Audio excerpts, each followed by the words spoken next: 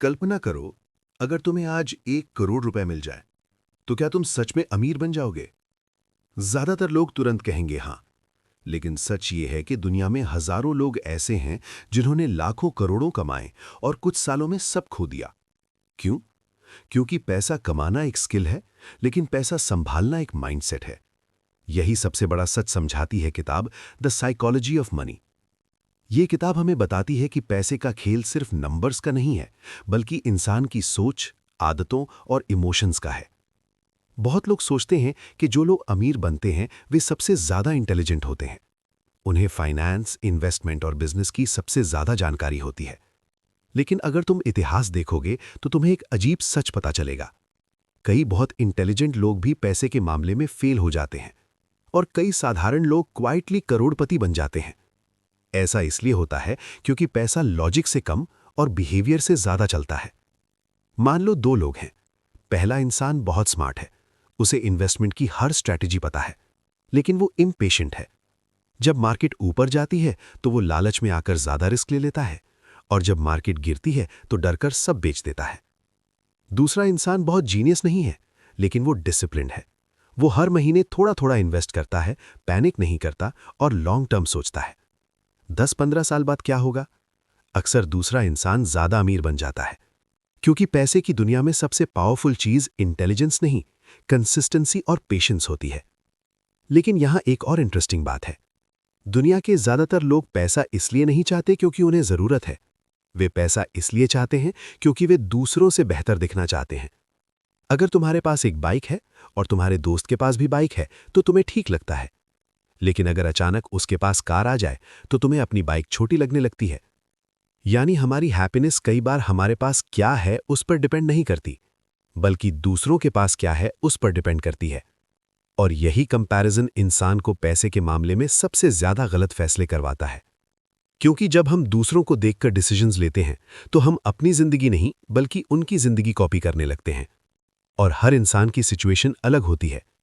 किसी की इनकम अलग है, किसी की रिस्पॉन्सिबिलिटी अलग है, किसी की रिस्क लेने की कैपेसिटी अलग है। फिर भी लोग ब्लाइंडली वही करते हैं जो बाकी लोग कर रहे होते हैं। यही वजह है कि बहुत लोग जिंदगी भर पैसा कमाते रहते हैं, लेकिन फिर भी फाइनेंशियली फ्री नहीं हो पाते। लेकिन असली सवाल यह है, क्या अमीर बनने का कोई ऐसा सिंपल रूल है जो हर इंसान को समझना चाहिए? यही बात हम अगले पार्ट में समझेंगे, जहां पता चलेगा कि अमीर लोग एक ऐसी सीक्रेट हैबिट अपनाते हैं जिसे 90% लोग कभी नहीं समझ पाते।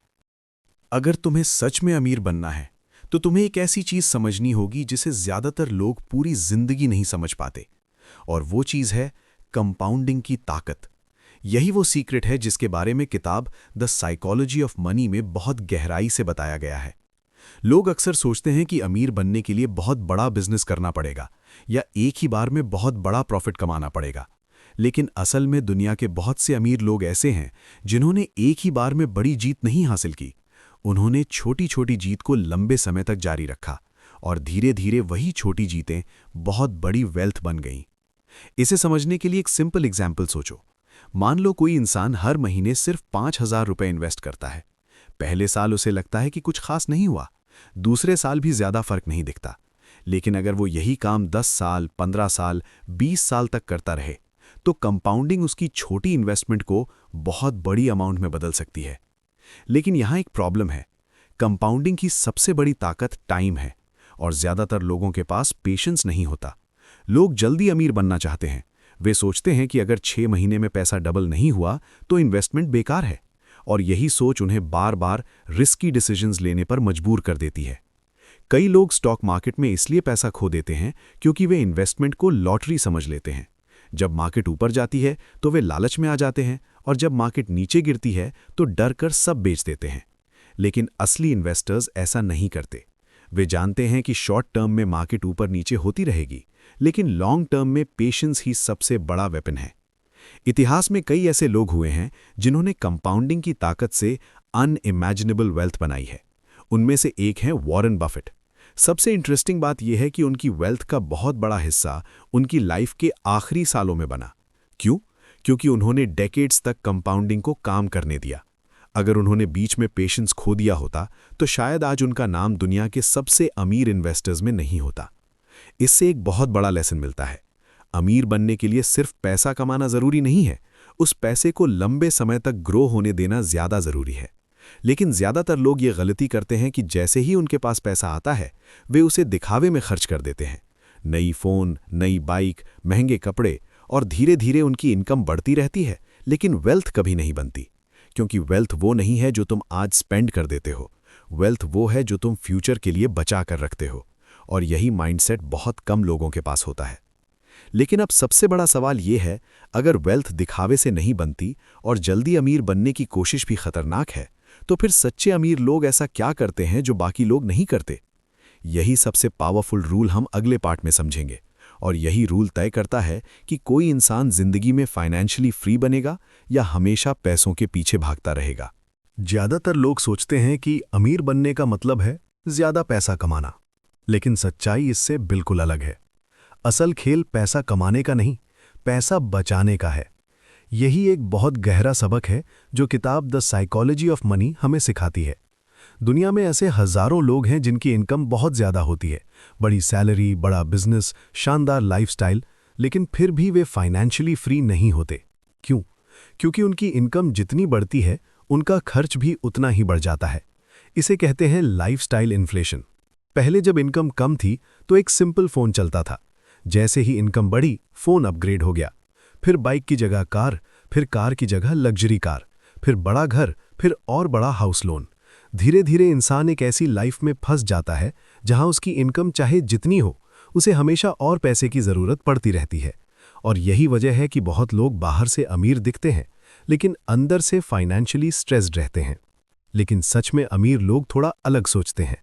वे पैसा कमाने से ज्यादा पैसा बचाने और इन्वेस्ट करने पर ध्यान देते हैं, क्योंकि वे जानते हैं कि वेल्थ इनकम से नहीं, सेविंग रेट से बनती है। मान लो दो लोग हैं। पहला इंसान हर महीने 1 लाख रुपए कमाता है, लेकिन 95,000 रुपए खर्च कर देता है।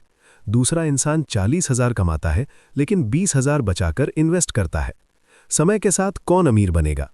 अक्सर दूसरा इंसान, क्योंकि वेल्थ का फॉर्मूला सिंपल है, income minus expenses equals investment, और इन्वेस्टमेंट ही फ्यूचर में फ्रीडम बनती है।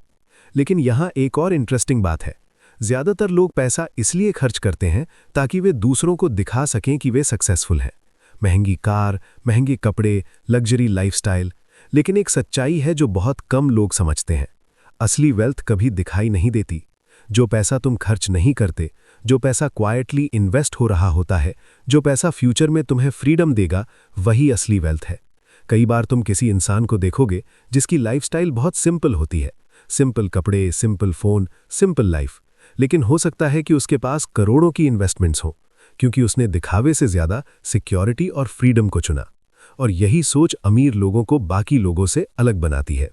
लेकिन अब एक बहुत बड़ा सवाल आता है, अगर पैसा बचाना और इन्वेस्ट करना इतना इंपॉर्टेंट है, तो फिर सब लोग ऐसा क्यों नहीं कर पाते? आखिर कौन सी चीज इंसान को बार बार फाइनेंशियल मिस्टेक्स करने पर मजबूर कर देती है? यही सबसे बड़ा साइकोलॉजिकल ट्रैप हम अगले पार्ट में समझेंगे। जिंदगी में पैसे से जुड़ी सबसे बड़ी समस्या ये नहीं है कि लोग कम कमाते हैं। सबसे बड़ी समस्या ये है कि लोग पैसे को लेकर सही फैसले नहीं ले पाते।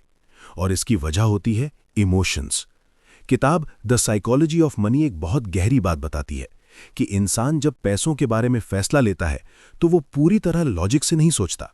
उसके फैसले पर डर, लालच, कंपैरिजन और ईगो का बहुत असर होता है। मान लो स्टॉक मार्केट तेजी से ऊपर जा रहा है, हर जगह लोग प्रॉफिट की बातें कर रहे हैं, दोस्त, सोशल मीडिया, न्यूज़ सब यही बता रहे हैं कि ये मौका मत छोड़ो।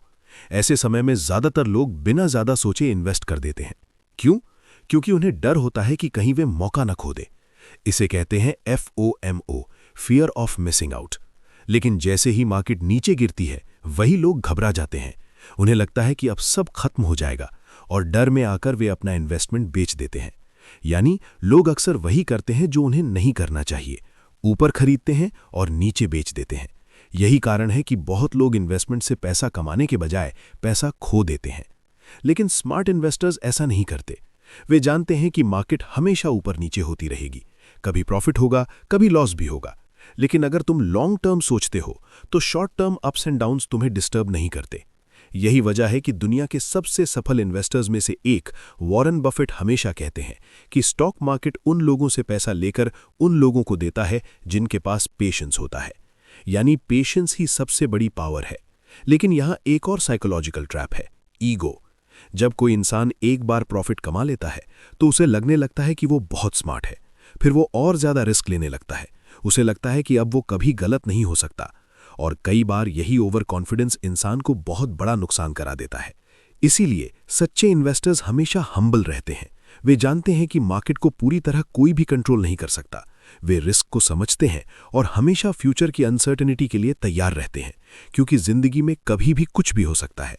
इसलिए स्मार्ट लोग हमेशा एक सेफ्टी मार्जिन रखते हैं, कुछ सेविंग्स, कुछ इमरजेंसी फंड और कुछ लॉन्ग टर्म इन्वेस्टमेंट्स, ताकि अगर जिंदगी में कोई मुश्किल आए तो उनका फाइनेंशियल सिस्टम टूटे नहीं।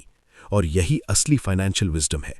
लेकिन अब सबसे बड़ा सवाल यह है, अगर पैसा सिर्फ लग्जरी खरीदने के लिए नहीं है और सिर्फ इन्वेस्टमेंट करने के लिए भी नहीं है, तो आखिर पैसे का असली मकसद क्या है? यही सबसे पावरफुल लेसन हम आखिरी पार्ट में समझेंगे। जिंदगी में ज्यादातर लोग पैसा कमाने में इतना व्यस्त हो जाते हैं कि वे कभी ये सोचते ही नहीं कि आखिर पैसे का असली मकसद क्या है।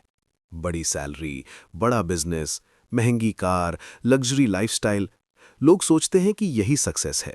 लेकिन किताब द साइकोलॉजी ऑफ मनी एक बहुत गहरी बात बताती है। पैसा चीजें खरीदने के लिए नहीं, फ्रीडम खरीदने के लिए होता है। फ्रीडम यानी तुम्हें अपनी जिंदगी अपने तरीके से जीने की आजादी हो। सोचो, अगर तुम्हें हर दिन ऐसे काम पर जाना पड़े जो तुम्हें बिल्कुल पसंद नहीं, सिर्फ इसलिए क्योंकि तुम्हें बिल्स भरने हैं, तो चाहे तुम्हारे पास कितनी भी लग्जरी चीजें हों, तुम अंदर से खुश नहीं रहोगे।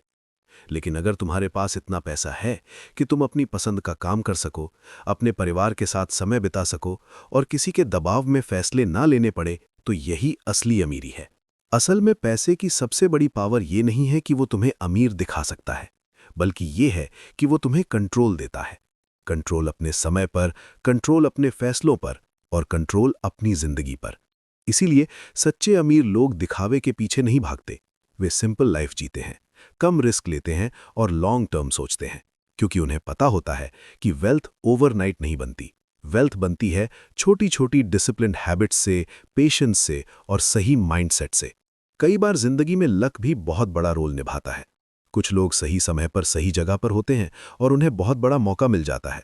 लेकिन इसका मतलब ये नहीं कि बाकी लोग कुछ नहीं कर सकते। हर इंसान अपने बिहेवियर को कंट्रोल कर सकता है।